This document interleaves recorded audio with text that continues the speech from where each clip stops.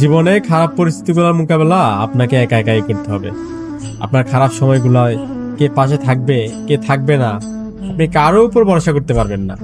কিছু মানুষ আছে, আপনার ভালো সময়ে আপনি তাদের দেখাও পাবেন না, বা আপনি তাদেরকে নিজে থেকেই ডাকবেন না, কিন্তু আপনার খারাপ সময়ে কোত্থেকে যেন এসে আপনার পাশে দাঁড়ায় গেছে।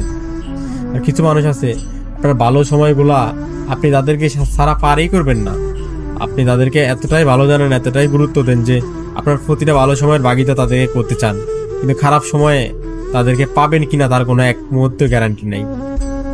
এই কারণে আপনার খারাপ সময় যারা পাশে থাকে তাদের সাথে কখনো বেমানি করবেন না, তাদের প্রতি সবসময় কৃতজ্ঞ থাকবেন। আসলে দুনিয়াতে আমাদের আপন মানুষ তারাই যারা আমাদেরকে আপন ভাবে, আর আমরা যাদেরকে আপন ভাবি তাদের কোনো গ্যারান্টি নেই। তো আমি মনে করি যে আপনাকে আপন ভাবে আপনি তারে আপন ভাবা উচিত, আর আপনি যাকে আপন পাবেন আপনি তার থেকে একটু দূরত্ব রাখা তারে পরীক্ষা করে নেওয়া উচিত। আসলে কি সে আপনার আপন ভাবতেছে নাকি আপনার আপন বাবাকে দুর্বলতা মনে করতেছে। ধন্যবাদ।